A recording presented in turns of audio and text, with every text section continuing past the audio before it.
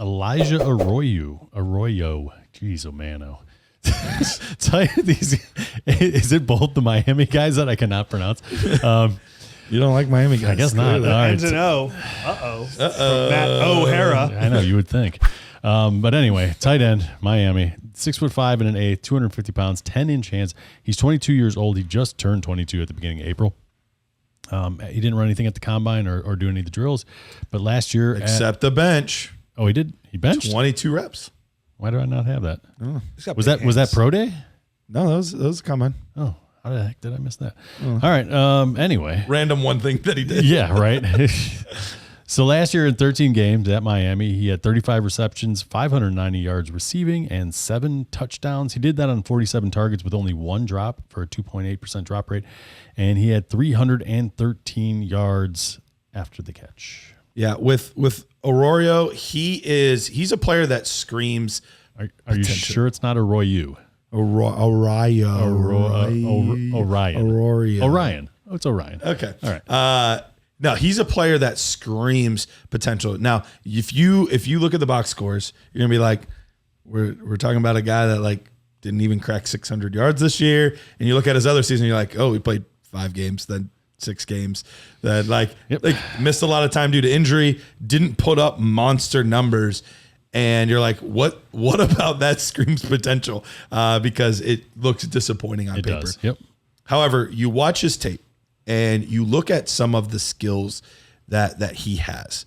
And I think Arroyo, when he 6'5", 250, I think he moves. Like, I was worried before his measurements that he was going to kind of come in as maybe a little bit lighter, maybe a little bit shorter, because he moves like a player that would be like an undersized tight end. He's a smooth athlete. He's a very smooth athlete. And his usage was very sporadic in the Miami offense. There would be times where he just wasn't looked at, wasn't used. And then there would be times where they went to him in big moments and big games for big plays. But what I see with him is a true receiving upside threat. He's not somebody that I'm really concerned with how he's going to block. But at 6'5", he's got the 33-inch arms, but the 10-inch hands. He's got some big mitts to really bring in those red zone contested catch opportunities. You see him streak down the field. There's a lot of times that he's beating defensive backs. He's beating linebackers. He's beating safeties. I wrote in here several times, like, he's a field stretching type of seam busting tight end. Yes. And he can really do that and win there. Yeah. And that's the thing. I think his skill set is built for today's NFL. And while there is a lot of potential bust in his game, I would like him, I think he has more long speed than he has like some of the quick twitch stuff. But I think the long speed is definitely there.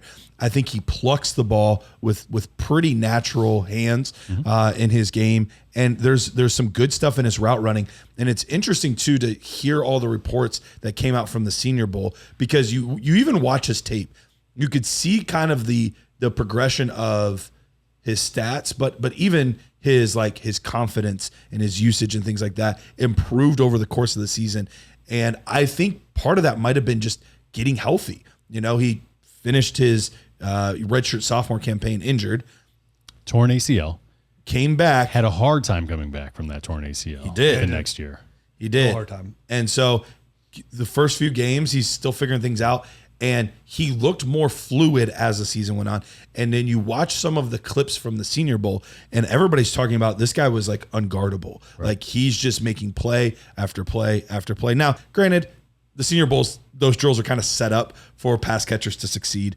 But you saw a lot of other guys that just didn't. And he also didn't work out at the combine or at his pro day because of a bone bruise that he got at the Senior Bowl. So that's the biggest thing with him. So that's what I'm going to. We got to circle back around to this health thing. He is banged up often. It's one of my top rubs on him, and why I had Garrett told me, he's like, I was surprised you had him Arroyo so low, and I was like, I probably should bump up a tier because I do see the path. The skill is there. Yeah, but and he makes me nervous. He makes me very nervous as well. He has somebody that probably jump the most in my rankings for sure, because there's a lot of things I like.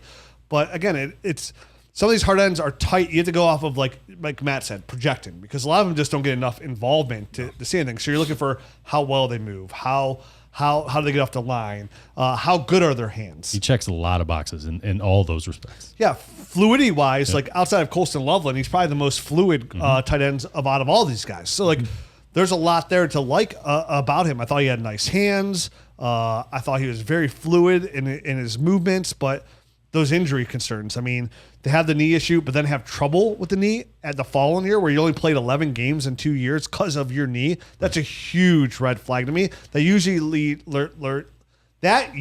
leans to problems down the road, where like a Todd Gurley. He's not right? quite at the Eric All stage, right? Who came in totally banged up, Yeah, but had some always crazy hurt. upside, Yeah. and then got hurt in his rookie season in the NFL.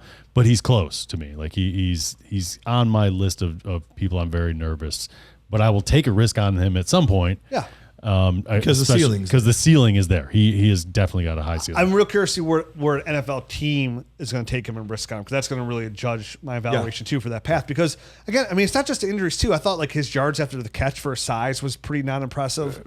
To your point though about the NFL draft kind of dictating, I think that's a great gauge, because they have so much more information than any of us on all of these injuries. Right. And I'm sure this guy has been through a ton of kind of, obviously the combine checks, but then I'm sure all these guys, whoever's bringing him in on any sort of visits or anything like that, they're putting him through their own tests as well. And like you said, Garrett, like he's a move tight end. These are tight ends you want to always gamble on. Like I don't want a guy that blocks. I mean, I can't remember who was one of the tight ends that we liked a lot. We're like, yeah, man, but he's also like a really good blocker.